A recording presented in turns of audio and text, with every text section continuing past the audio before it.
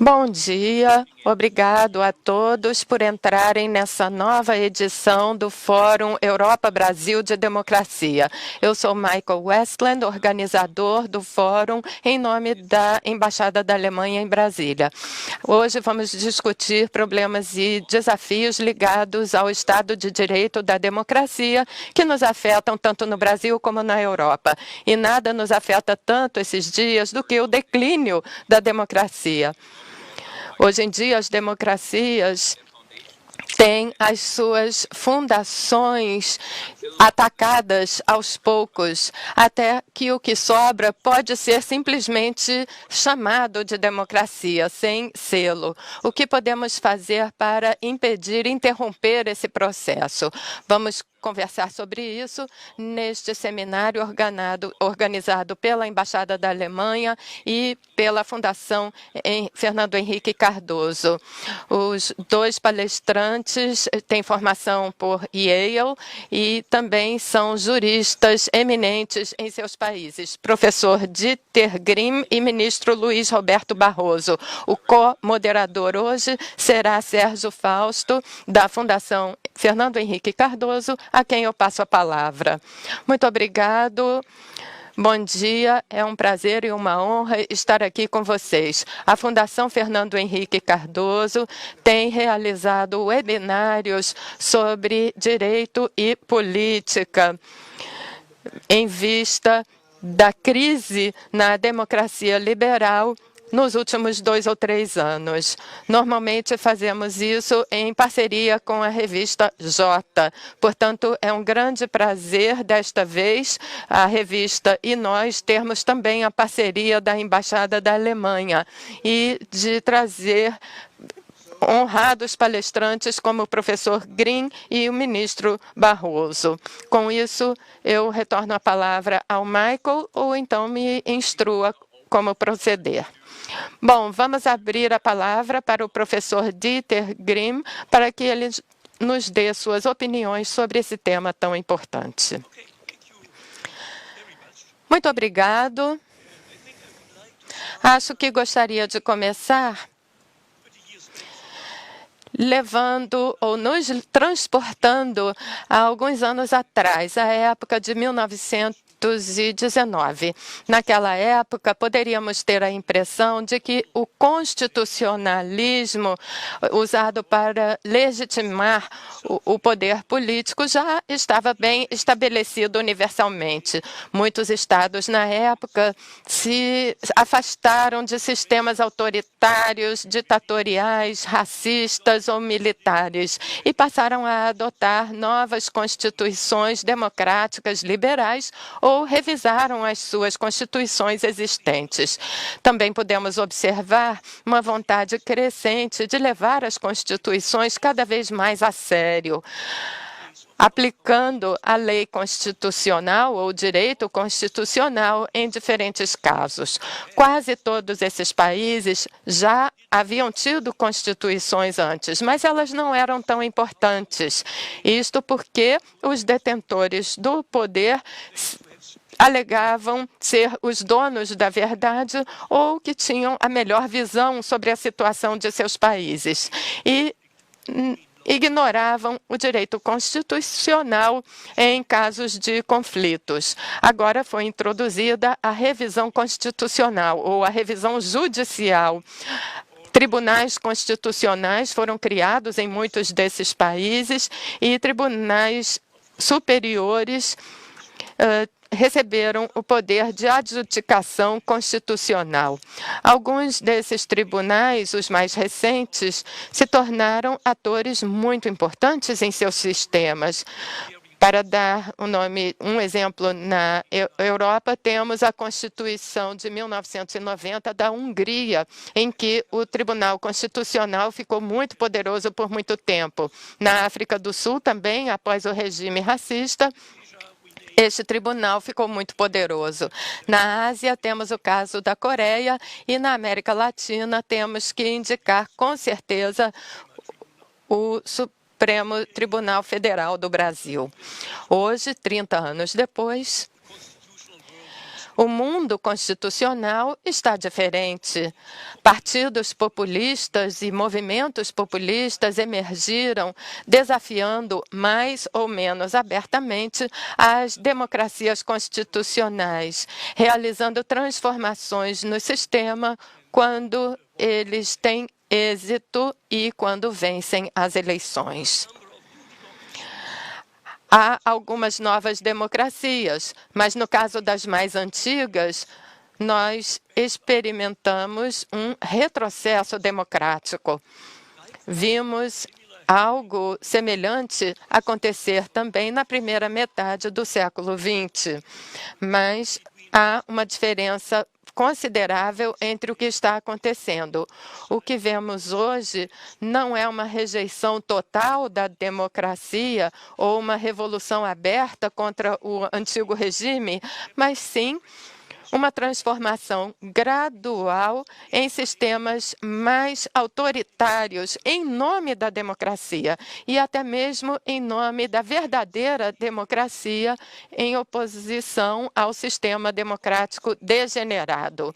Movimentos e partidos populistas alegam representar a verdadeira vontade das pessoas ou a vontade do verdadeiro povo em nome de interesses específicos.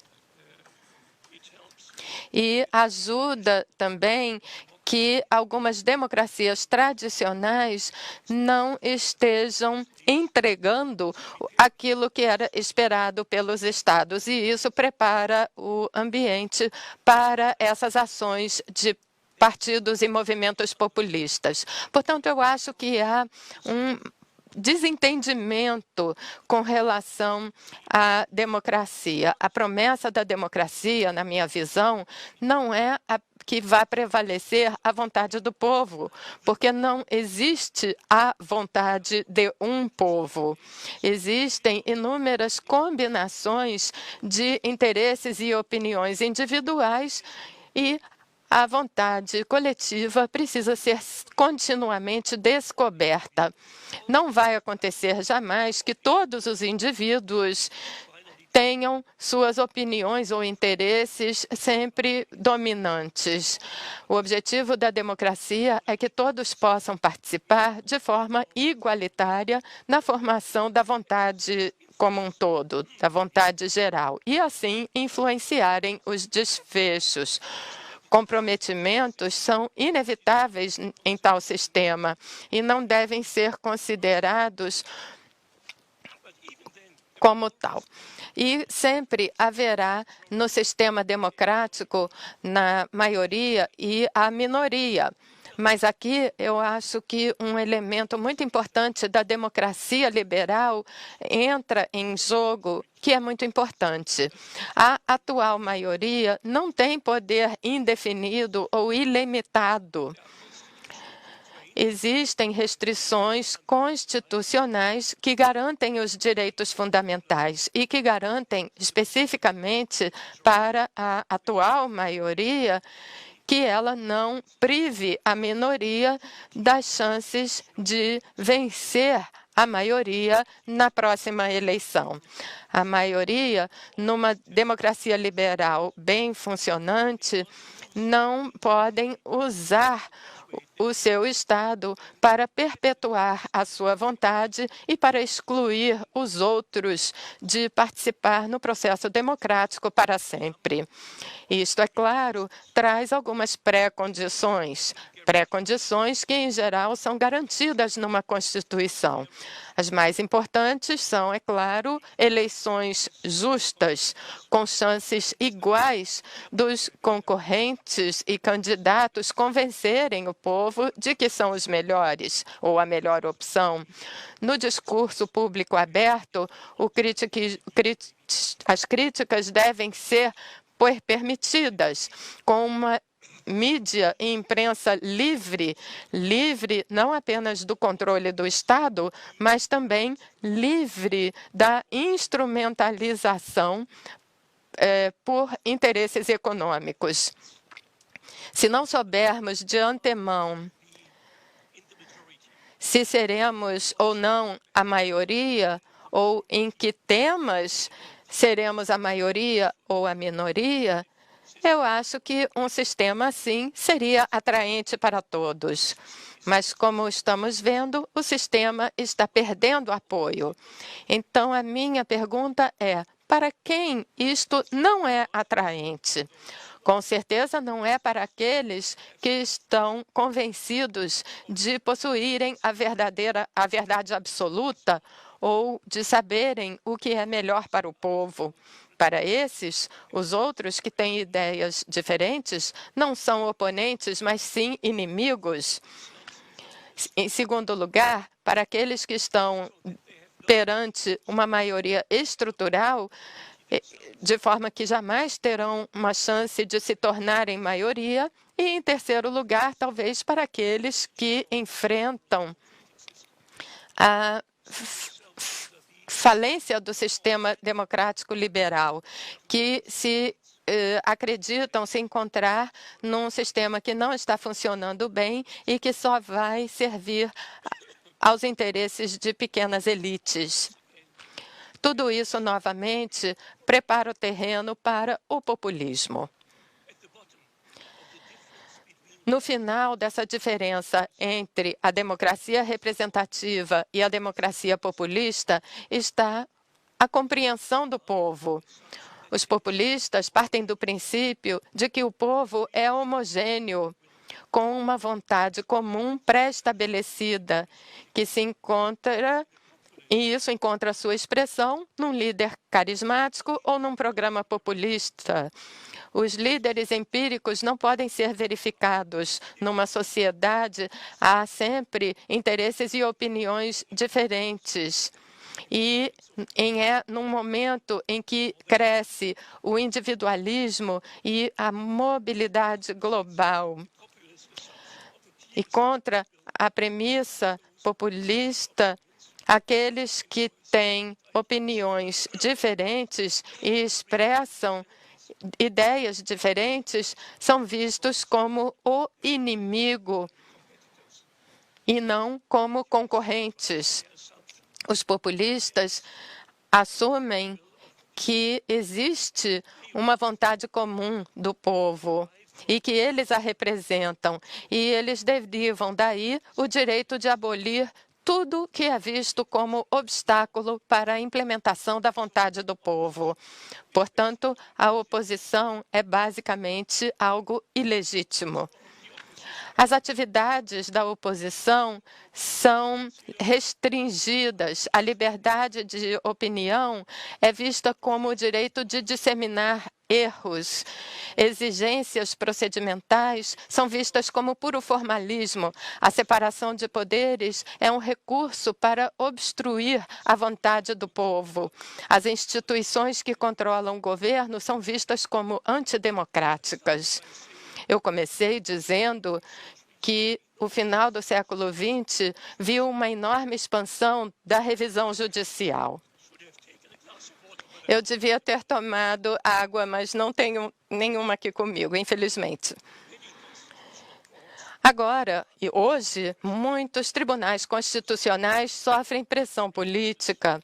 Zuckerman, um colega de Roberto Barroso e meu na Universidade de Yale, num recente livro sobre o constitucionalismo, que foi escrito dentro da perspectiva da emergência do populismo, diz que em países com tribunais constitucionais e revisão judicial levará anos até que uma transformação do sistema para um sistema autoritário realmente alcance o sucesso, justamente por causa da revisão judicial.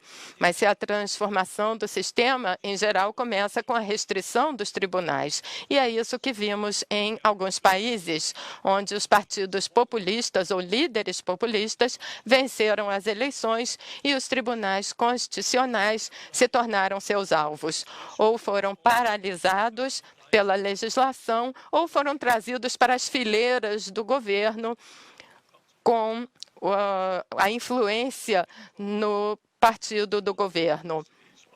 Na Hungria e Polônia, 2 Estados membros da União Europeia, onde a democracia é justamente uma condição para ser membro, Alguns meses foram suficientes para paralisar totalmente os tribunais constitucionais. E esses dois países não são os únicos exemplos. Os partidos políticos, ou os líderes políticos, assim, se imunizam contra as críticas e contra os conceitos autoritários e usam os meios jurídicos para perpetuar sua dominância, a mídia, etc., com o objetivo de dificultar que a oposição vença a próxima eleição. Eles entrincheiraram tanto o seu próprio programa que qualquer oposição terá pouquíssimo espaço para reformas, mesmo que vença as eleições. A Hungria, nessa situação, criou todo um novo conjunto de leis que podem ser regulamentadas por simples maioria, mas só podem ser transformadas com uma supermaioria. São exemplos apenas. Há outros meios de se opor ao constitucionalismo, que é visto como uma das conquistas mais civilizadoras do mundo nos últimos 200 anos. Mas aqui as constituições deixam de ter a função de ser compartilhadas e de reunir opiniões divergentes para serem algo da maioria contra a minoria. A forma da Constituição é preservada, mas não a sua substância. Portanto, temos uma questão importante, que é se o constitucionalismo democrático pode evitar que movimentos populistas assumam poder num país. E se os constitucionalistas democráticos podem se proteger contra a privação de sua verdadeira função. No meu país, a Alemanha, houve algumas tentativas nessa direção. Após experimentarmos a autodestruição de uma democracia liberal, a República de Weimar, na década de 1930, e a transformação para um sistema totalitário, o sistema nazista, que negava qualquer vínculo com o poder jurídico. Os meios usados após o fim da ditadura nazista, a democracia militante, significava que aqueles que resolviam destruir a ordem democrática para substituí-la por uma autoritária poderiam ser eliminados do processo democrático. Para partidos assim que podem ter como objetivo destruir a democracia, podem ser eliminados. E isso foi usado também nas constituições recentes. Mas vemos que o populismo de hoje em dia não é o mesmo que o movimento antidemocrático do século XX. Os populistas de hoje ficam abaixo deste limiar. Eles revelam os verdadeiros motivos apenas depois que assumem o poder. E, além disso, desde que o partido populista seja pequeno, ele pode parecer desproporcional. E se ele se fortalecer muito, pode ser tarde demais para controlá-lo. Outros meios adotados na Alemanha após o nazismo são os princípios fundamentais da ordem constitucional, examinados a partir de emendas. Emendas seria a cláusula da eternidade da Constituição alemã, que também foi depois copiado por outras constituições. Mas é claro que essa cláusula de eternidade só é válida enquanto a Constituição a contém. Se o Partido Populista tiver maioria suficiente para formar uma nova Constituição, ele pode simplesmente deixar a cláusula da eternidade de lado. E isso me traz a importância do sistema eleitoral. Novamente, os exemplos europeus, Polônia e Hungria, são usados. Na Polônia, o Partido Populista obteve 36% dos votos numa eleição livre. Mas, devido ao sistema eleitoral, esses 36% de votos se traduziram numa maioria absoluta de mandatos. Na Hungria, mais ainda, o Partido Populista lá teve 53% dos votos, mas transformaram isso numa maioria de 2/3. O mesmo ocorre em outros sistemas democráticos que ainda não se tornaram vítimas dos partidos populistas e justificam esse sistema eleitoral com a ideia de dar instabilidade para o governo. Mas, nesse caso, só os partidos democráticos vão concorrer. E se algum antidemocrático concorrer, eles terão que estabelecer a sua dominância como permanente, o seu domínio como permanente. Se um partido populista, numa eleição livre, obtiver 2/3 de maioria, ou seja, a maioria necessária para emendar a Constituição ou criar uma nova Constituição, então tudo aquilo que os constitucionalistas podem fazer para ajudar é perdido. Eles podem fazer com que as mudanças sejam extremamente difíceis. E isso aconteceu na Hungria. Após dominar o Tribunal Constitucional, o Partido Populista, com sua maioria de 2/3, elaborou uma nova Constituição.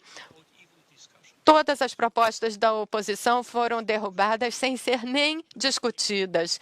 E, assim, a Constituição tornou-se o programa do Partido Populista no nível constitucional. A Polônia, onde houve a maioria absoluta apenas e não de 2/3, não se viu na possibilidade de emendar a Constituição ou de adotar uma nova. E isso nos mostra a extrema importância desse entrincheiramento das regras do jogo da democracia, das bases do constitucionalismo liberal. Eu acho muito importante entrincheirar o sistema eleitoral no nível constitucional, mas isso não acontece na Alemanha. A lei eleitoral lá é uma lei normal, que é alterada pela maioria simples. Mas o exemplo da Polônia, em que o partido não tem 2/3 de maioria, nos mostra que a Constituição não é uma garantia absoluta, nem nesse caso. O Partido Populista na Polônia também não deixou de fazer violações à Constituição. Portanto, nada depende da Constituição, mas sim tudo depende se a sociedade vai tolerar essas violações sem protestar. Essa experiência, na verdade, me lembra de uma época, 30 anos atrás, logo após essas mudanças do mundo que ocorreram em 1989, quando muitos novos tribunais constitucionais foram estabelecidos, como eu disse. Eu era membro do Tribunal Constitucional da Alemanha nessa época e me lembro que esses novos tribunais constitucionais viajavam para o estado na Alemanha onde ficava o Tribunal Federal Constitucional, que não era Berlim. Delegação após delegação vinha nos visitar. A Rússia, por exemplo, nos visitou 3 vezes. O Tribunal Constitucional da África do Sul se reuniu pela primeira vez na nossa cidade e não em Joanesburgo, e ficaram lá discutindo o seu significado por uma semana inteira. E eu vou terminar com esse comentário de que há uma pergunta que foi feita por todas as delegações que nos visitaram, e era a seguinte: como se consegue que os líderes políticos obedeçam à Constituição e os preceitos do Tribunal Constitucional se isso atrapalha os seus planos? Eu também me lembro de um colega que disse que a resposta para isso era fácil. No Estatuto do Tribunal Constitucional, há um parágrafo que diz que as decisões do Tribunal Constitucional são vinculantes para todos os órgãos de governo. Mas é claro que essa resposta não ajudou muito esses países? Não existe uma resposta jurídica para essa pergunta. A resposta está fora do direito. Entramos aí no reino das democracias e constitucionalismo. Mas isso depende do entendimento que há na sociedade, se o Estado de Direito existe, se o discurso aberto naquela sociedade é uma vantagem para ela ou não. Faz diferença se as pessoas confiam nos tribunais constitucionais ou em outros tribunais superiores. E não há certeza de nada disso. Demora muito construir essas pré-condições culturais, mas elas também podem ser perdidas num espaço de tempo muito curto. Muito obrigado pela atenção.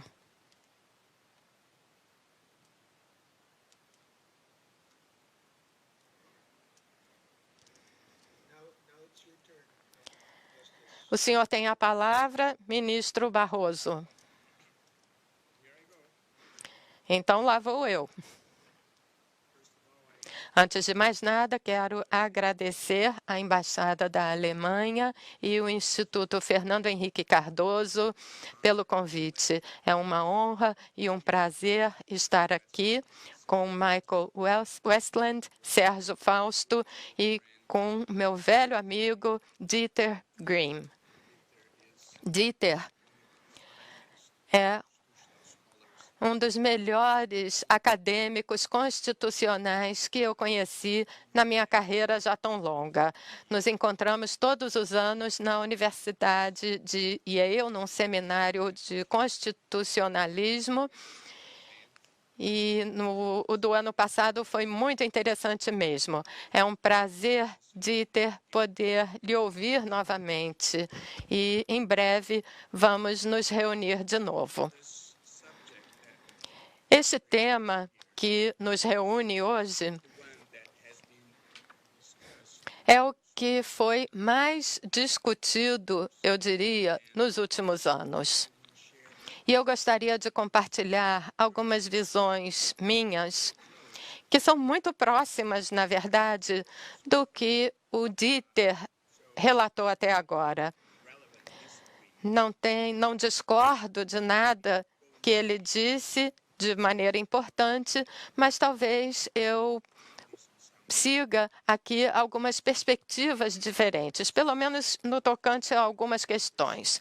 Portanto, a democracia constitucional era a ideologia vitoriosa do século XX, tendo derrotado todos os projetos alternativos que apareceram na época: comunismo, fascismo, nazismo, regimes militares e fundamentalismos em geral. Na virada do século para o século XXI, de acordo com a Freedom Counts, 119 países tiveram eleições livres com sufrágio universal. Isso levou até Francis Fukuyama a escrever o seu famoso artigo e depois o livro sobre o ien da história, e celebrando a democracia liberal com base no Estado de Direito, nas liberdades individuais, no direito à participação política, o que foi o máximo o que culminou com a ideologia da humanidade. Eu digo aqui, então, que a democracia constitucional foi a ideologia vitoriosa do século XX, depois de ter disputado a supremacia com muitas outras alternativas que surgiram. Recentemente, no entanto, como já foi observado por Michael Westland e por Dieter Grimm, algo parece estar dando errado. Uma onda liberal varreu o mundo, promovendo o que alguns autores chamaram de recessão democrática ou retrocesso democrático. E os exemplos têm se acumulado ao longo dos anos: Hungria, Polônia, Turquia, Rússia, Ucrânia, Geórgia, Filipinas, Nicarágua, Venezuela. A novidade que foi indicada pelos nossos palestrantes aqui é que a recente erosão da democracia não pode ser atribuída às armas de líderes militares, mas sim à liderança de presidentes e primeiros ministros eleitos pelo voto popular, mas que gradualmente, como já foi observado, tijolo por tijolo, essa desconstrução da democracia após as suas eleições teve início com a concentração de poderes no executivo, com a restrição à liberdade de expressão, a perseguição de líderes oposicionistas, a aprovação de novas constituições ou emendas constitucionais com abuso de poder pela maioria, além do aumento de membros nos tribunais constitucionais com membros servis. Então, diferente do século XX, eu estou indicando que aqui no primeiro parte do século XXI, algo não parece estar indo muito bem. Portanto, tentarei identificar algumas das razões pelas quais faço esta declaração e afirmativa ou porque estou reforçando a conclusão de que algo não está indo muito bem. Na minha perspectiva, Sérgio, Dieter e Michael, existem 3 fenômenos diferentes acontecendo simultaneamente. Eles são diferentes entre si, mas são contemporâneos. O primeiro fenômeno é o populismo. O segundo é o conservadorismo radical ou extremo. E o terceiro é o autoritarismo. Os 3 se confundem, embora sejam coisas diferentes, mas quando eles se reúnem, é aí que começam os problemas. O populismo, o primeiro que eu mencionei, ocorre quando líderes carismáticos manipulam as necessidades e o temor da população, prometendo soluções imediatas que muitas vezes terão um preço pesado a pagar no futuro.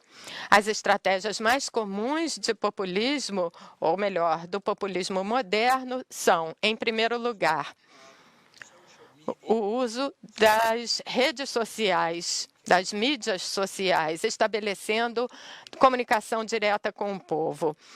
Meu amigo Dieter falou de Zakharov, que escreveu um artigo muito interessante sobre essa forma de populismo que se comunica com as massas através das mídias sociais. A segunda estratégia do populismo seria o passar por cima de instituições intermediárias, eu diria, que intermediam esse contato com a população. Então, numa democracia, você tem instituições intermediárias e o que os populistas normalmente fazem é tentarem passar por cima dessas instituições, como a legislatura, como a imprensa, a mídia e entidades da sociedade civil. Esta, então, é a segunda estratégia. A primeira é a comunicação direta e a segunda é ignorar essas entidades e instituições. E a terceira forma são ataques nos cães de guarda, nas constituições que existem para, até certo ponto, controlar o exercício do poder, como, por exemplo, o Supremo Tribunal ou os tribunais constitucionais. Eu acho que essas são as principais características do populismo moderno. O segundo fenômeno que eu menciono, que é uma característica dos dias atuais, é o conservadorismo extremo. Não há nada errado, eu digo já, em ser conservador. É uma alternativa perfeitamente legítima no espectro político. O problema reside no comportamento agressivo e intolerante que busca negar ou retirar direitos daqueles que pensam diferente.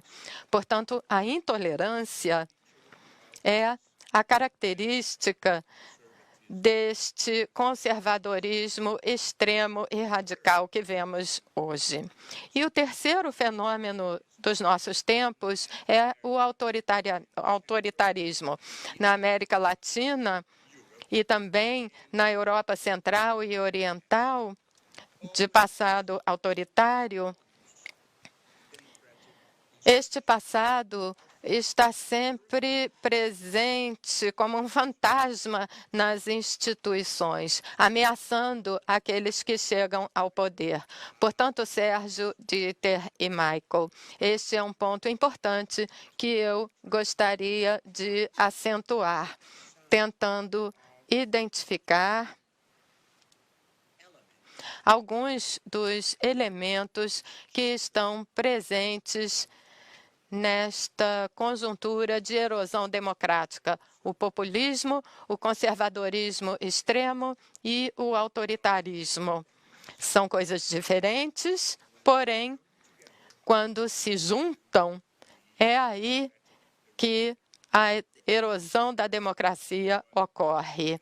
Ou, como meu amigo Dieter e também Chapelle, amigo meu e de Dieter, chamou de legalismo autocrático, Kim Chapelle. No próximo capítulo da minha apresentação, eu tento identificar algumas das principais causas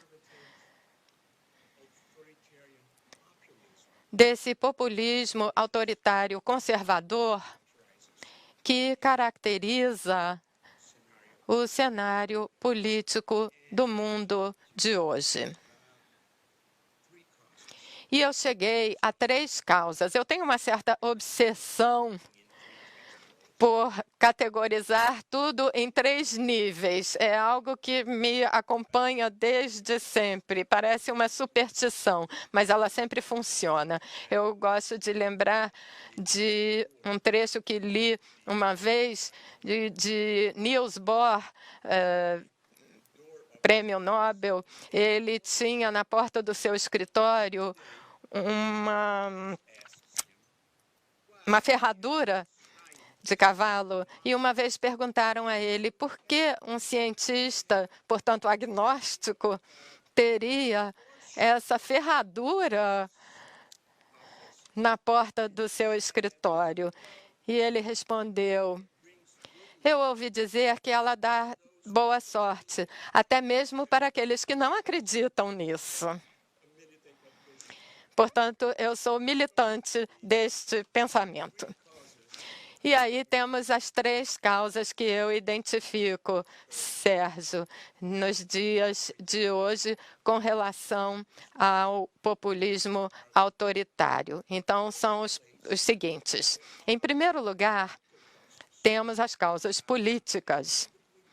E, dentre as causas políticas, eu indicaria como primeira a crise da representatividade das legislaturas.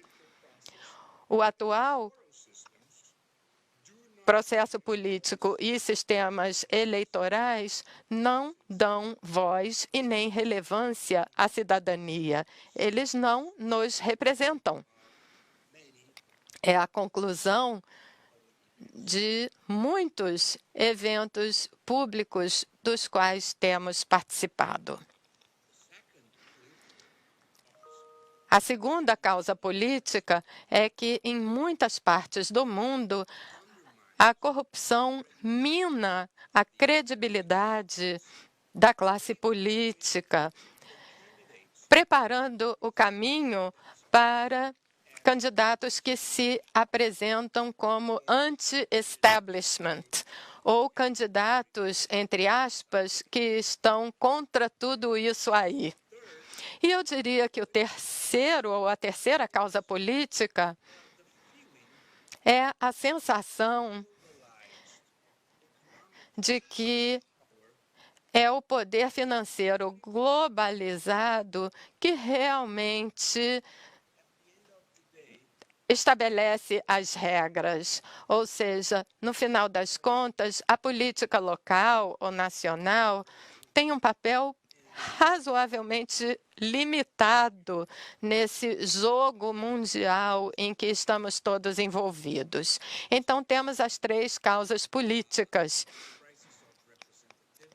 a crise de representatividade, a corrupção minando a classe política e a sensação de que não é a política local que realmente é importante ou que dita as regras.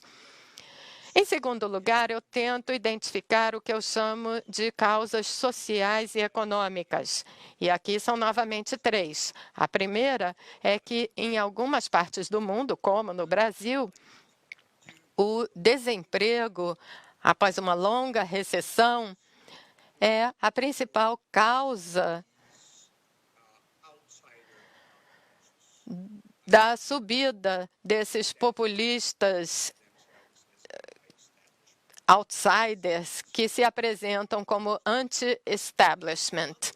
A segunda causa é que, em outras partes do mundo, o problema não é tanto o desemprego, mas sim a falta de perspectiva de ascensão social num mundo dominado pela globalização e pela tecnologia, deixando para trás as atividades tradicionais. Pessoas que simplesmente não conseguem se adaptar a essa nova economia.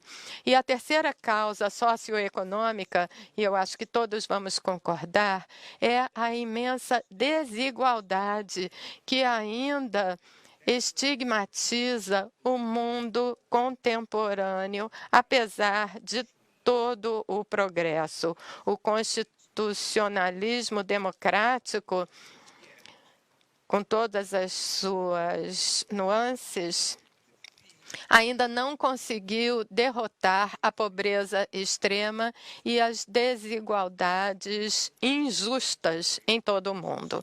E a terceira categoria de causas que eu identifiquei são aquilo que eu chamo de causas de identidade cultural. Em geral, esta causa não é indicada por muitos autores. Portanto, quais seriam essas causas de identidade cultural? Eu diria que, em primeiro lugar, existe um contingente razoável de pessoas que não professam o credo cosmopolitano que domina a agenda democrática.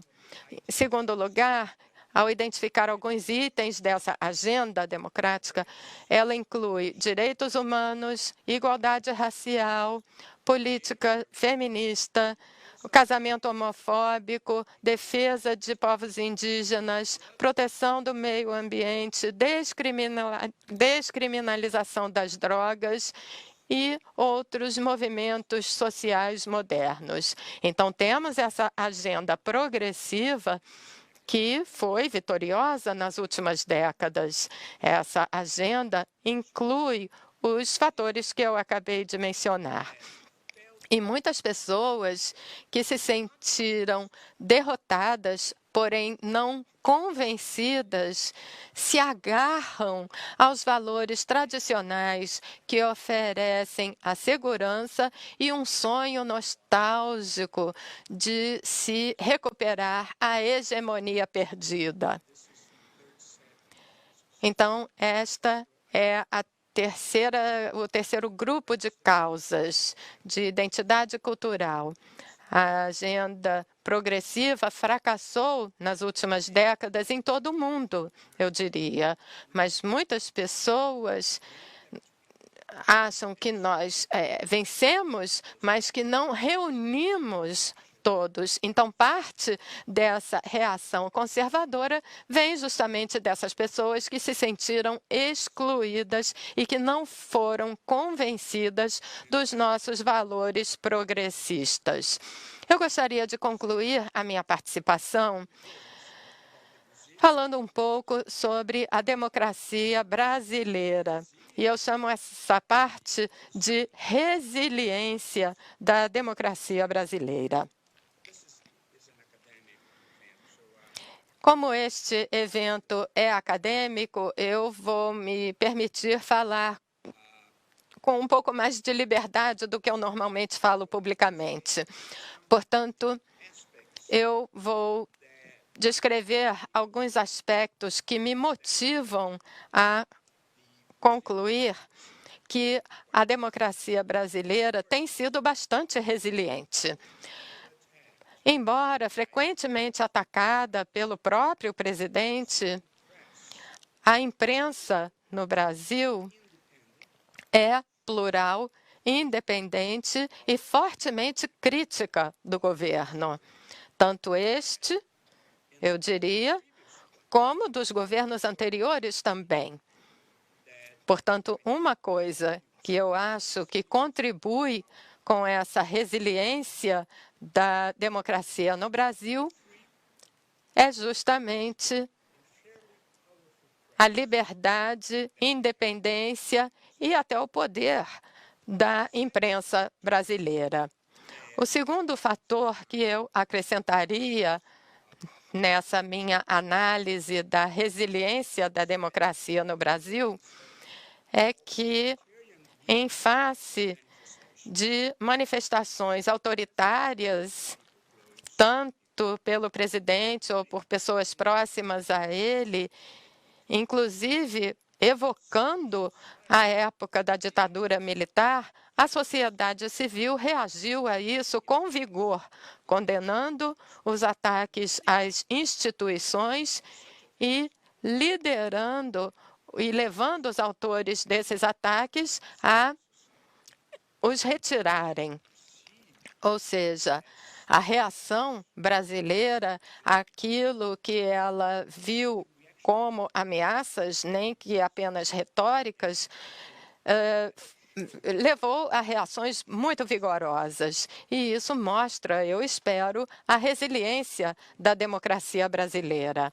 Partidos à direita e à esquerda, a imprensa, a academia, a sociedade civil, todos ficaram de prontidão de forma muito eficaz, a ponto de forçarem os outros a retirarem aquilo que haviam dito.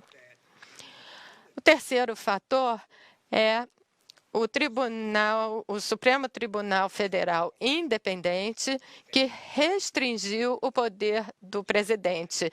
Durante a pandemia, importantes decisões foram tomadas, preservando o federalismo, o poder dos estados e dos governos locais, também os direitos fundamentais, a liberdade de expressão, os direitos dos indígenas, e a Corte também busca conter ameaças que são feitas a indivíduos e instituições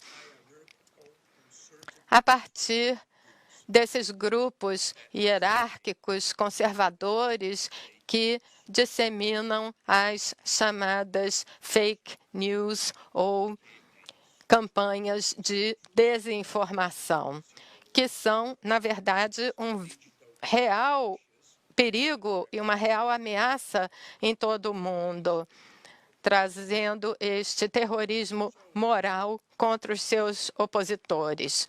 Portanto, a reação que a democracia apresentou contra todos esses ataques ou movimentos que foram sentidos como ameaças mostra claramente a resiliência do sistema democrático brasileiro. Não é que não devamos estar alertas, mas eu acho que estamos atravessando esses tempos difíceis, preservando a integridade dos principais elementos da nossa democracia. E, em conclusão, a democracia constitucional brasileira completa 32 anos este ano de 2020. É uma conquista que não deve ser considerada como pouco num país como o Brasil e nem num continente como a América Latina. E eu acrescento que não foram tempos triviais, Dieter. Nós tivemos 2 presidentes que foram destituídos, tivemos muito desemprego, tivemos escândalos de corrupção, tivemos governos das alas direita, esquerda e centro, temos um presidente que defende a ditadura e a tortura. E ninguém jamais considerou alguma solução diferente do respeito à igualdade constitucional. Isso é muito importante na história brasileira. É algo que realmente devemos celebrar. Portanto, Sérgio, Dieter e Michael, se eu tivesse que escrever um livro sobre o Brasil hoje, ele poderia ter o título Como Sobrevivem as Democracias. Eu apenas espero que não seja uma ilusão, como aquela pessoa que caiu do 20º andar de um prédio e, ao passar pelo 15º andar, ele falou, bom, tudo bem até agora. Muito bem. Quem fala primeiro, Michael? Posso fazer a primeira pergunta? Sim, por favor. Foi maravilhoso ouvir as 2 exposições. E eu gostaria de me concentrar no papel das mídias sociais. Acho justo dizer que, antes de conquistar o poder e restaurar as instituições, os movimentos populistas conquistaram, sim, as mídias sociais, que se provaram ser uma ferramenta muito propícia para a emergência dos movimentos populistas e seus líderes. Eu sei que a Alemanha, especificamente, adotou leis muito rígidas com a meta de regular as mídias sociais. Os críticos dizem que isso até ameaça a liberdade de expressão. Eu queria ouvir a avaliação do professor Grimm sobre a regulamentação das mídias sociais na Alemanha, a lei que foi adotada alguns anos atrás. Pelo que eu saiba, existe hoje uma tentativa de torná-la ainda mais rígida do que já era. Portanto, eu gostaria de ouvir do senhor se é o caminho certo a se seguir ou se isso também ameaça um pouco a liberdade de expressão, se essa crítica é válida. Ministro Barroso, também sinta-se à vontade para comentar, porque aqui nós também estamos adotando uma lei que almeja o combate às fake news. É uma lei muito polêmica e eu entendo se o senhor não quiser comentá-la, porque ela pode vir a cair sobre a sua mesa, mas sinta-se à vontade. Então, essa é a minha primeira pergunta. Antes de mais nada, eu gostaria de dizer que as redes sociais são realmente ambíguas e o seu uso político e ambíguo, que também rejeitamos, Mas há também uma utilização das mídias sociais que nós achamos bom. Na Primavera Árabe, a Primavera Árabe que nós gostamos tanto de ver iniciar, jamais teria sucesso hoje. Um país como a Bielorrússia, o que está acontecendo lá hoje, seria impossível sem as mídias sociais. Portanto, elas podem sim ajudar os movimentos democráticos e podem ser usadas por movimentos antidemocráticos. E isso deve ser levado em conta ao tentarmos regular essas mídias. A Alemanha hoje se baseia fortemente nas regulamentações da União Europeia. Grande parte das leis são da União Europeia e elas podem ser, assim, elaboradas e um pouco adaptadas pelos Estados-membros. A intenção é que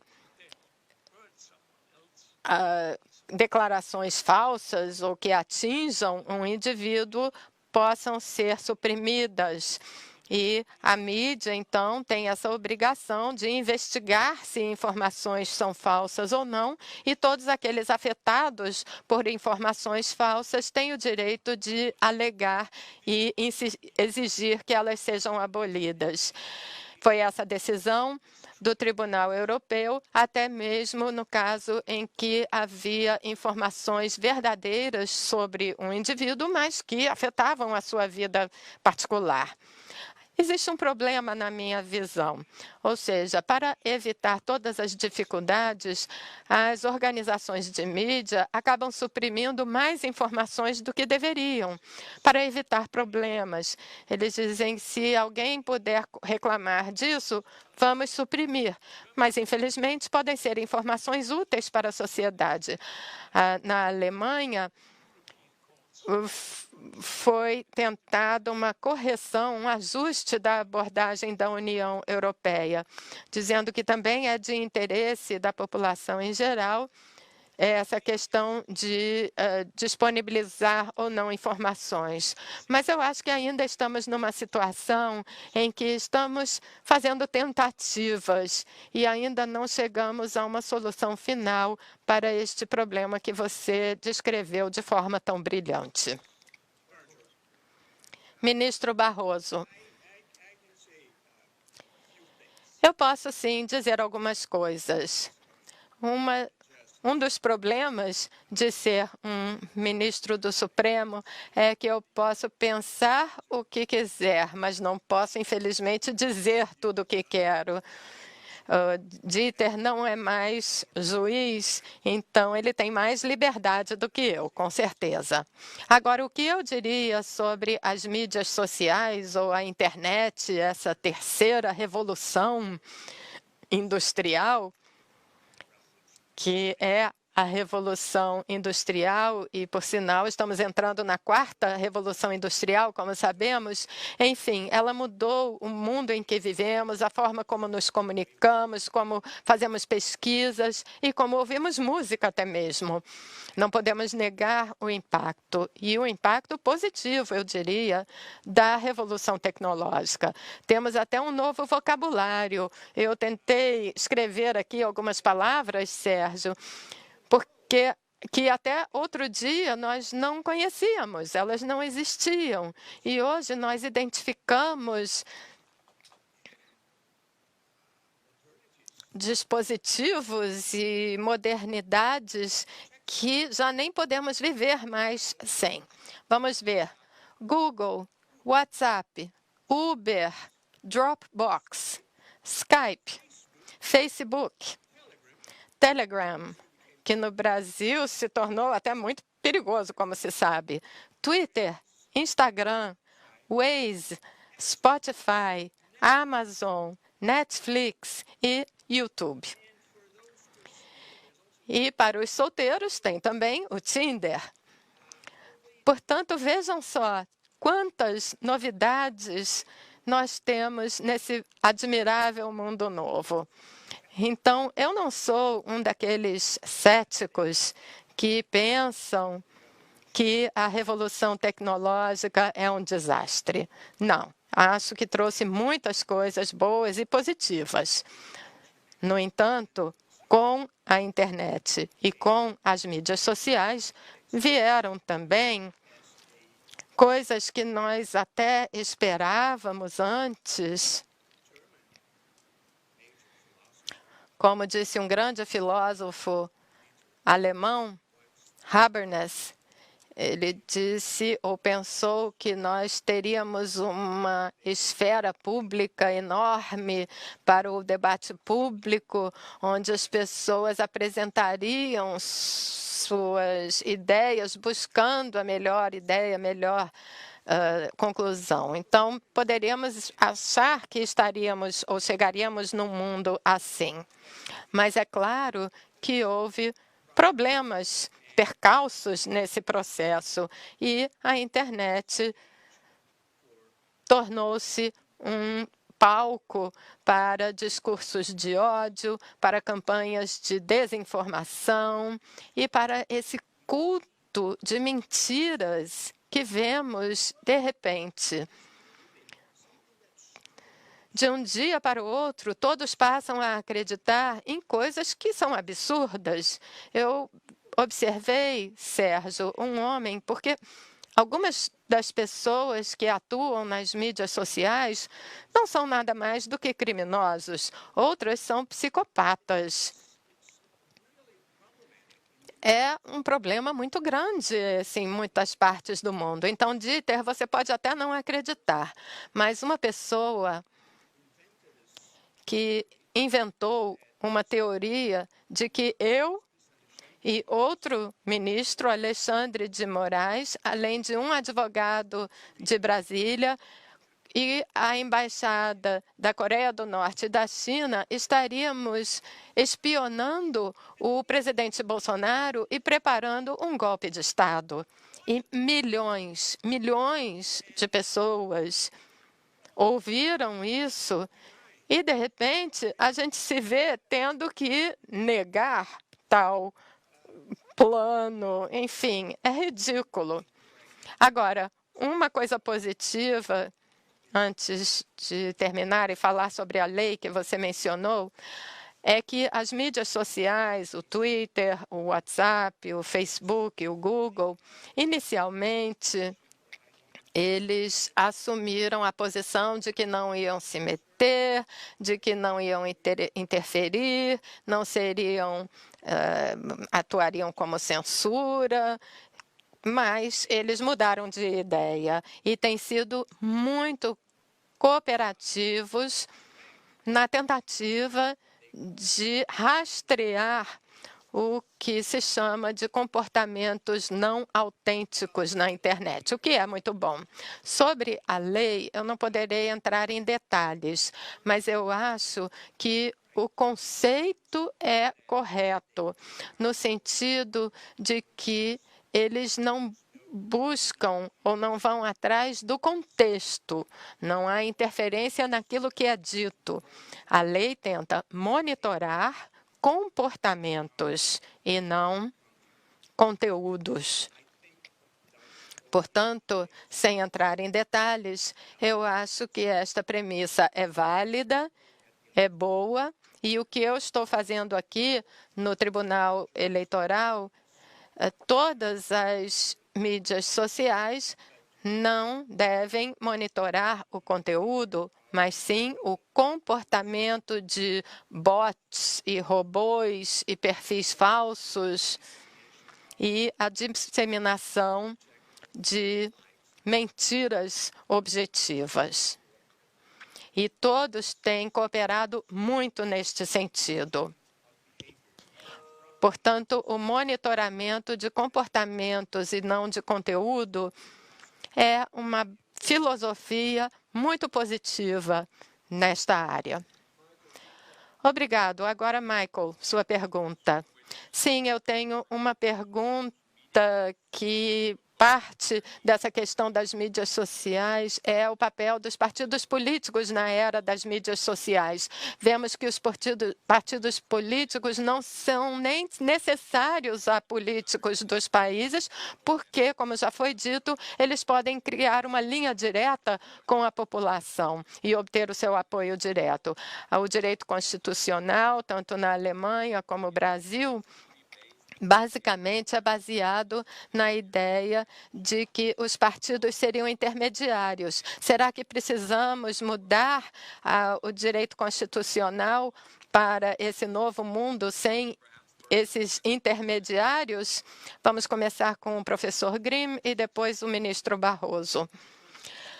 Para mim, é extremamente difícil conceber uma democracia sem partidos políticos, porque existe a necessidade de se formar a partir de milhões de opiniões e interesses diferentes, algumas alternativas que possam ser apresentadas para a sociedade votar nelas. Então, é muito difícil para mim imaginar isso. É claro que hoje em dia podemos imaginar, com todas as questões políticas que estão aí, podem ser respondidas por qualquer um simplesmente pressionando um botão.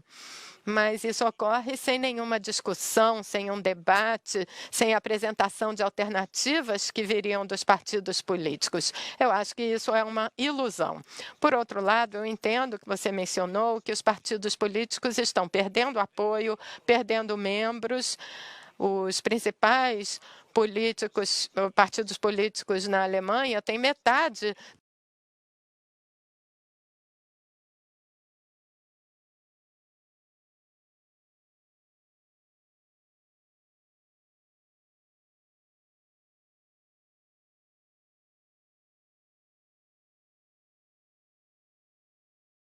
do que os partidos políticos tinham antes. Enfim, não era monopólio. Temos outras entidades, sindicatos, igrejas, etc. Mas os partidos políticos é que levam as ideias para a esfera política. E esse caminho deve se manter aberto como um canal. E podemos ver que esta não será a solução completa. O que eu observo também é que os movimentos populares, e é por isso que esses correm, estão contra, por exemplo, na Alemanha, temos um grande projeto em Stuttgart que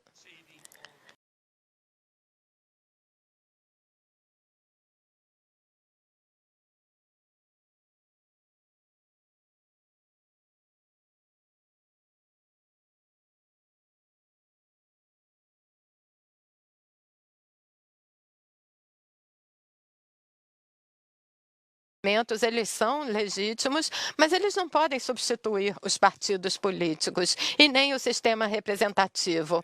Acho que se nós abrirmos e termos uma atitude positiva com relação a todos os canais, é correto, mas novamente vamos apresentar uma democracia sem eles. Muito obrigado. Ministro Barroso, tem algo a acrescentar da perspectiva brasileira, com tantos políticos, partidos e tanta facilidade de navegar entre um e outro, mas que também tem o pano de fundo muito forte? Sim, eu também acredito que existe um problema de credibilidade e não é um fenômeno recente. Podemos encontrar isso em todo o mundo e não apenas no Brasil também. Mas essa polarização, Michael, sempre existiu, sempre houve visões diferentes de um mesmo problema. Os fundadores dos Estados Unidos, os Founding Fathers, têm isso já mostravam isso, mas na sucessão já do primeiro presidente, George Washington, tínhamos John Adams com os federalistas e John Adams com os republicanos, George Washington com os republicanos, e em vista da democratização, nessa via da democratização, ela é uma característica da democracia. A Assembleia Nacional Francesa também, desde o início, tinha a direita e a esquerda. A nossa geração teve essa disputa entre o socialismo, por um lado, e o capitalismo e o mercado livre, de outro. Então, eu acho que haverá sempre essas vias ou visões opostas políticas no mundo, o que é inevitável que isto seja canalizado em partidos políticos, a menos que possamos inventar alguma coisa diferente. Mas até hoje ninguém pensou em nada. Portanto, não acho que possa haver a democracia sem partidos políticos.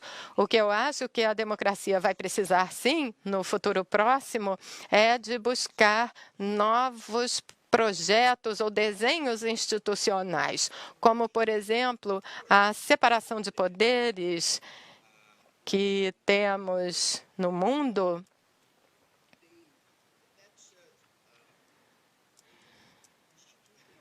Trata-se de uma perspectiva institucional que foi concebida para um mundo anterior à Revolução Industrial.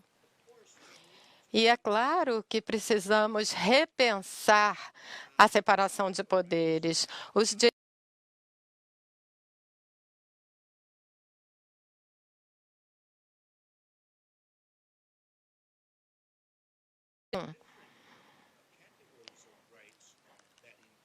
E temos as diferentes categorias de direitos, os individuais, os políticos e os sociais. E há novas demandas surgindo. Um novo livro que acabou de ser lançado por Sushma Raman, The Coming Society, das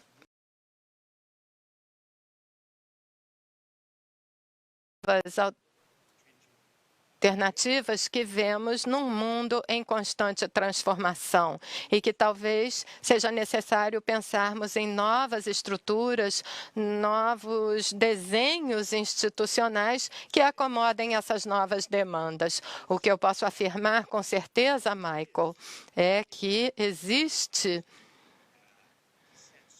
uma insatisfação geral com as instituições. Um dos problemas da democracia contemporânea é que as pessoas simplesmente não estão satisfeitas com o que estão vendo. E é claro que quando não se está satisfeito, há sempre o risco de se buscar algo diferente.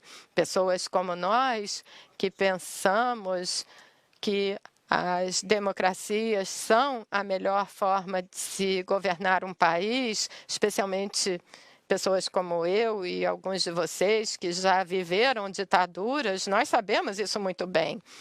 Mas eu acho que é preciso pensarmos em novas formas de atrair os jovens para o nosso credo, porque há muito ceticismo, muito pessimismo com relação à democracia. E eu acho que a pobreza extrema, a desigualdade e a corrupção são 3 defeitos, eu diria, que aumentam e reduzem a atratividade da democracia. Eu gosto de falar numa desigualdade injusta, porque hoje um grande jogador de futebol ganha milhões e um famoso autor autor também pode vender milhões de livros falando da democracia, mas existem muitas desigualdades injustas contra as quais temos que lutar. Então, a democracia deve ter no topo da sua agenda a redução da pobreza extrema em todo o mundo e também das desigualdades injustas e almejando o aperfeiçoamento de mecanismos que, em países como o Brasil, acabam levando a coisas erradas que nós chamamos de corrupção. Muito bem, eu tenho duas perguntas do nosso público que são relacionadas. Uma de Guilherme Santander e outra de Maristela Santana. Eu tentarei resumi-las numa só. O questionamento é o seguinte: com base em observações empíricas e reflexões sobre o tema, será que podemos estabelecer uma correlação entre determinadas características institucionais dos sistemas políticos e vulnerabilidade a movimentos populistas? Por exemplo, o sistema parlamentar em vista do sistema presidencial, sistemas eleitorais de maioria contra os proporcionais e assim por diante.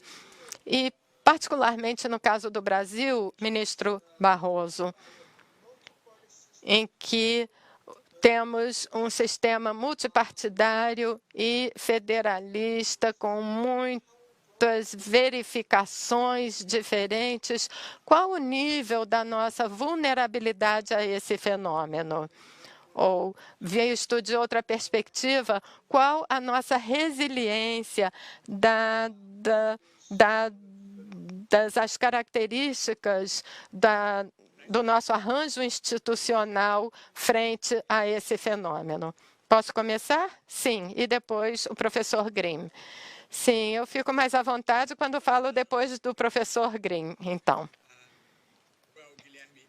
Bom, Guilherme e Maristela, eu acho, quando nós falamos do sistema político, podemos falar de três coisas diferentes.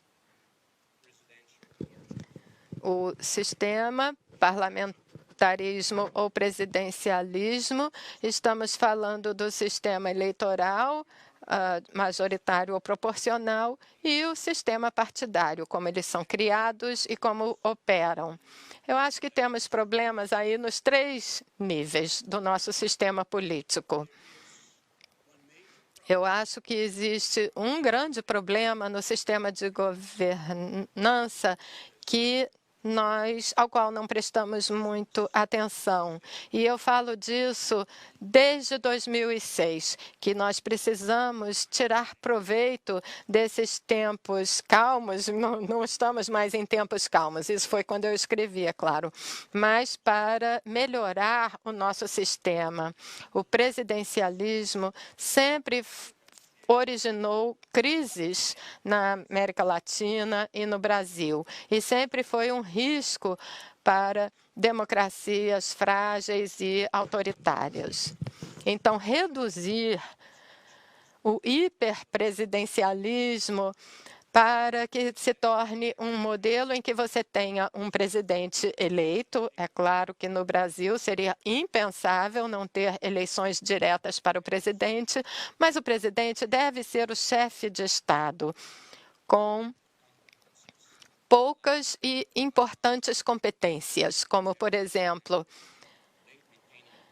manter as relações internacionais, nomear os ministros do Supremo, nomear os comandantes militares, apresentar projetos de lei ao parlamento e nomear o primeiro-ministro. Mas o chefe do governo, nos dias de hoje, nessa luta que vemos da política, nesse marejo da política, nesse varejo da política, não deve ser o papel do presidente. Deve ser a responsabilidade de um primeiro-ministro cuja permanência depende do apoio do Congresso.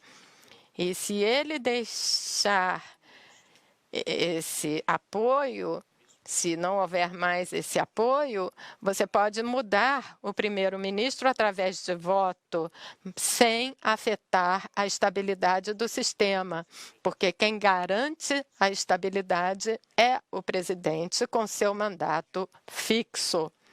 Então, eu tenho defendido este modelo, a redução do poder do presidente, que tenha competências importantes, mas só de estadista, e que ele tenha um agente político, se é que eu posso chamar assim, para a luta diária da política. Eu falei disso em 2006 e isso teria evitado pelo menos o impeachment da presidente Dilma Rousseff, quando estamos convencidos de que ela sofreu o impeachment não devido à corrupção, mas sim devido à falta de apoio do Congresso e da sociedade. O segundo problema é o sistema eleitoral. Eu sou fã do sistema eleitoral alemão.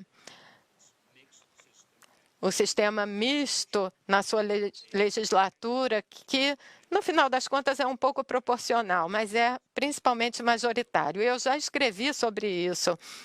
Essa proposta de reforma eleitoral apresentada ao Congresso, defendendo este modelo, exceto com relação à possibilidade de mudar o número de membros do parlamento, porque isso não funcionaria aqui. Mas eu apoio fortemente, assim como o ex-presidente Fernando Henrique Cardoso era, do que nós chamamos em português de sistema distrital misto, que eu acho que tornaria as eleições menos caras, porque o custo das eleições é algo que está por trás da maioria dos problemas que temos com a corrupção.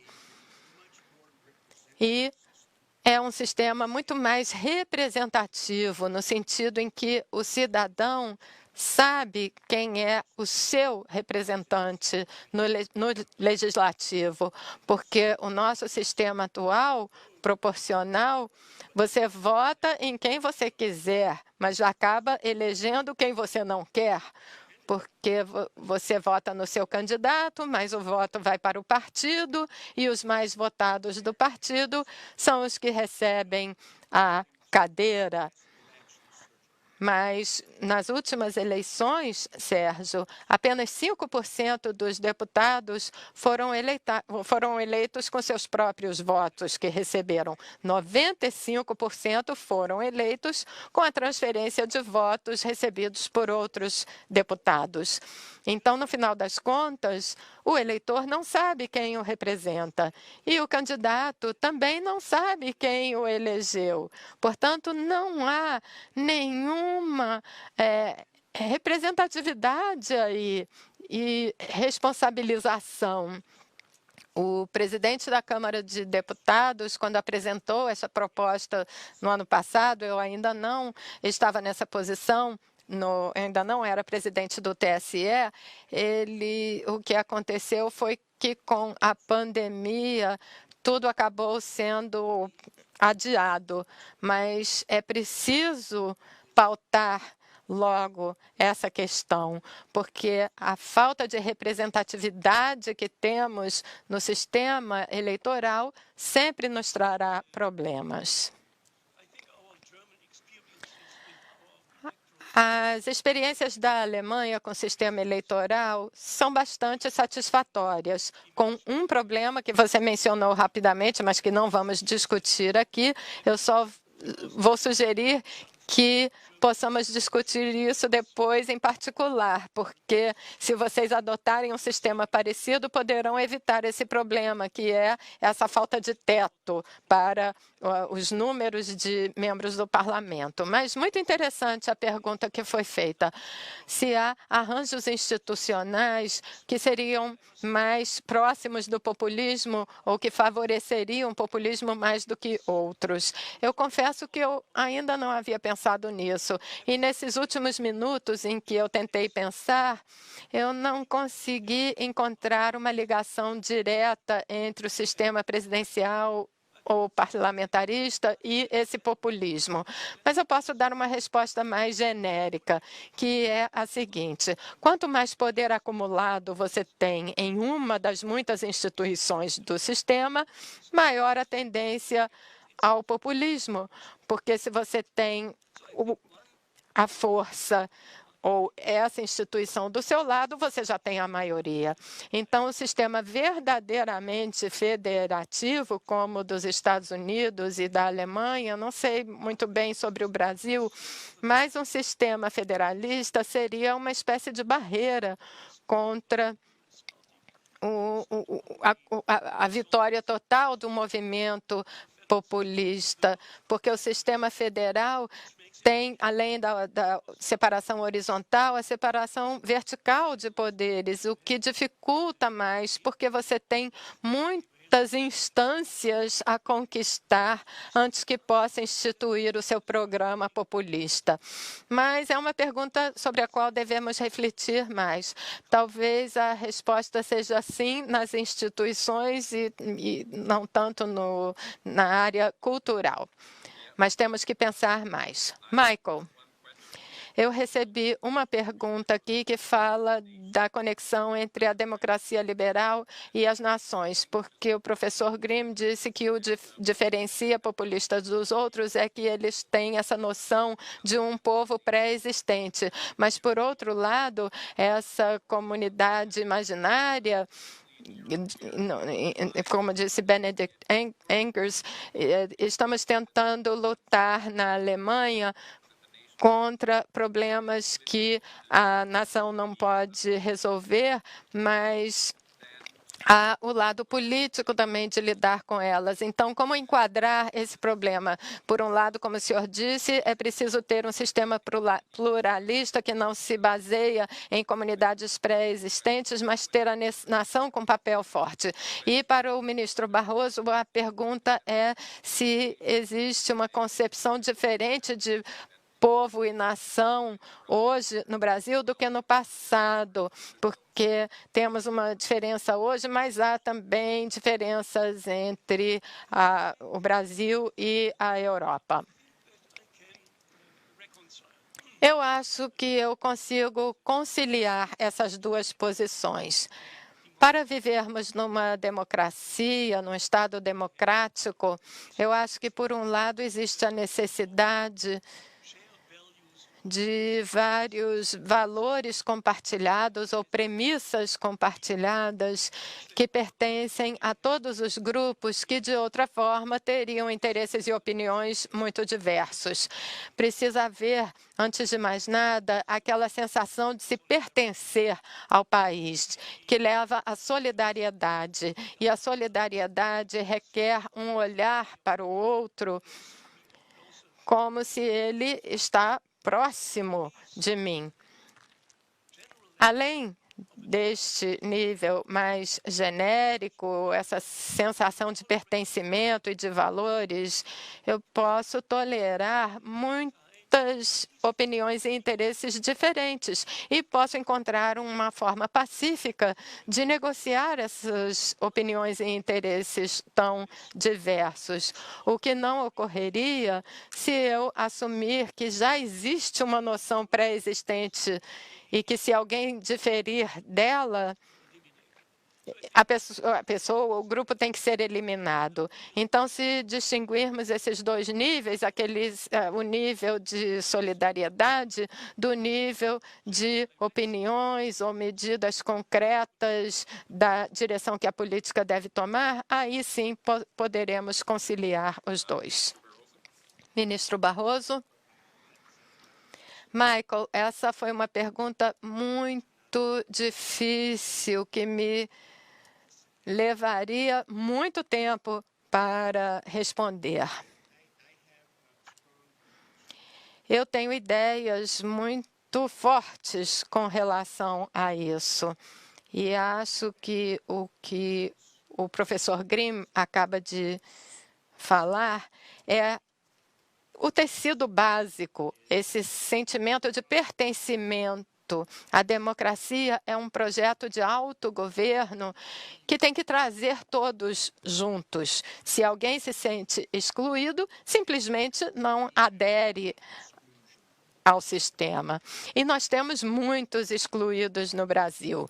Temos a exclusão da pobreza, temos a exclusão do racismo e temos uma coisa boa que é muito recente no Brasil, é a consciência social, é a percepção de que temos esses problemas, porque, por tradição, nós ocultávamos esses problemas, declarando que nós somos moralmente superiores, que não existe racismo aqui. Este foi o discurso do humanismo racial brasileiro. E era uma mentira. Hoje em dia, como todos sabemos, há uma consciência muito mais forte sobre o problema e devem ter se informado da decisão muito importante do TSE, determinando que os fundos para os candidatos precisam respeitar a proporção de candidatos afro-brasileiros. Então, se você tem 30% de candidatos negros, 30% da verba de campanha deve ir para esses candidatos. Embora isso possa soar óbvio, vocês não acreditam o quanto isso causou um desconforto e quanta pressão eu sofri para mudar isso. E mesmo assim, isso só acontecerá nas próximas eleições e não nas deste ano. Então, as instituições estão começando a agir com base numa nova consciência social. E isso é uma novidade que eu vejo no Brasil. O nosso comprometimento com exterminar a pobreza, lutar contra o racismo, eu diria que uma nação que eu gostaria de ajudar a construir, teria esses três elementos, novamente três, que mantêm a união das pessoas. Primeiro, a integridade, que é a base da confiança. Integridade, para mim, seria o primeiro capítulo da construção de uma nova nação, porque a confiança depende dela. E a integridade respeita duas regras básicas. Na vida pública, não se desvia dinheiro. Na vida pública, não se tenta tirar proveito e ganhar vantagens. Pode parecer muito simples, mas isso é muito revolucionário no Brasil. O segundo elemento que eu acho que vai unir as pessoas é o comprometimento com a justiça social, lutar contra a pobreza e a desigualdade, porque a justiça é a principal demanda de qualquer ser civilizado. E, em terceiro, eu relacionaria o progresso, porque o bem-estar, a sensação de que a sua vida está melhorando é muito importante para que se tenha o apoio para a democracia. Portanto, acho que a nação precisa de integridade, que traz a confiança. A nação precisa de justiça social, porque a justiça é uma demanda natural da pessoa civilizada. E precisamos do progresso, porque as pessoas precisam sentir que estão avançando, melhorando na sua vida, tendo mais bem-estar. São esses os três fatores que ajudam a construir uma nação. E reunir as pessoas, ela reúne as pessoas sobre alguns valores que podem nos unir, apesar de diferentes visões políticas.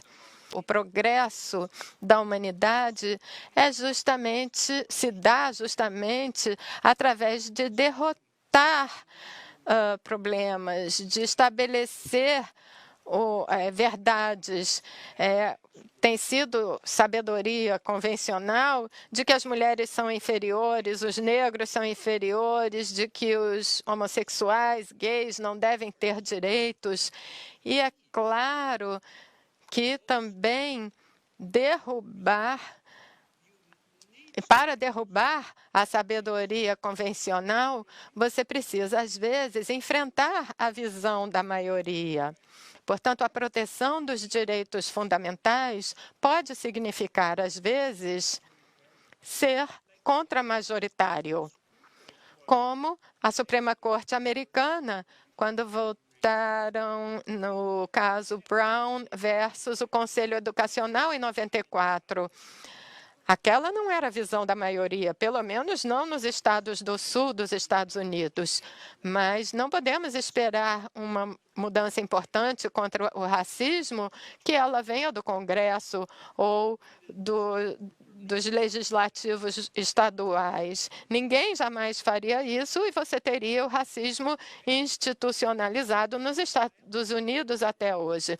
Quando a Suprema Corte de Israel disse não toleramos a tortura, nem mesmo contra terroristas, entre aspas, e isso foi decidido contra a maioria da população, mas é claro que foi uma decisão iluminada, não se pode torturar pessoas. Quando o Tribunal Constitucional da África do Sul decidiu que seria inconstitucional a sentença de morte, a pena de morte, que vitimava, em sua maioria, os negros, certamente essa decisão foi tomada contra a maioria. E os advogados devem saber, quando nós trouxemos para o Supremo o caso de união homoafetiva, ela não foi aceita. Quando iniciamos o processo em 2008, aquilo não era nem imaginável. E quando foi finalmente votada anos depois, a votação foi unânime. Portanto, às vezes, em momentos especiais, se você é um ministro do Supremo ou um juiz, você não deve agir como um representante do povo, como um político. Você representa ali a Constituição e existem direitos fundamentais que precisam de uma corte ativa para que sejam promovidos e resguardados e protegidos. Então, se é uma agenda progressiva, é claro que é. Mas, se não tivermos as cortes liderando a agenda progressista, isso não é para proteger os meus valores, mas sim os valores fundamentais. Se você não tem a corte para defender negros, gays, mulheres, e você depende da maioria para decidir, não vai a lugar nenhum. É por isso que, às vezes, a corte precisa ser mais progressista. E eu me sinto muito à vontade neste papel. É um papel muito difícil, inclusive com a questão do aborto, que é uma discussão ainda mais complexa, e temos decisões importantes aí da Corte Alemã sobre isso. Portanto, é parte do meu papel, sim, levantar essas questões, levá-las à frente, embora eu seja muito criticado, eu me sinto orgulhoso disso. Eu conheço muito bem esse tipo de críticas. Elas parecem existir sempre que você tem uma Suprema Corte e a adjudicação judicial. Mas eu acho que não há dúvida que a revisão judicial em si não seja nem progressista nem conservadora, mas você pode dizer que ela seja mais progressista, mais conservadora, ou em determinado período de tempo ela estaria à frente dos sentimentos da sociedade e, às vezes, ela estava atrás ou atrasada em relação a eles. Então, a questão da Corte Suprema com relação à adjudicação constitucional é para aplicar a Constituição contra a maioria. E é isso que a Corte deve fazer. Se houver uma transgressão dos limites da Constituição, é ela que tem que fazer isso, seja vista como progressista ou conservadora. Então, você tem que encontrar uma forma saudável de argumentar o resultado com base na Constituição. Essa é a dificuldade. O problema democrático da revisão constitucional não é que a Corte possa decidir contra a maioria, mas o problema democrático é que muitas vezes as noções da Constituição são imprecisas e vagas e, portanto, a sua decisão é feita com base nela até certo ponto. Não é puramente cognitiva, mas é também uma empreitada criativa, de certa forma. Então, eu não estou falando daquilo que os americanos sempre veem, a questão da maioria. A Corte está sempre ali para reforçar os preceitos da Constituição. Muito bem, o nosso tempo terminou. Há 15 minutos atrás, inclusive. Eu gostaria, portanto, de agradecer os nossos dois palestrantes por suas visões que compartilharam aqui com o nosso público, também a Sérgio Fausto como co-moderador. Agradeço a oportunidade. Dieter, foi ótimo te encontrar aqui.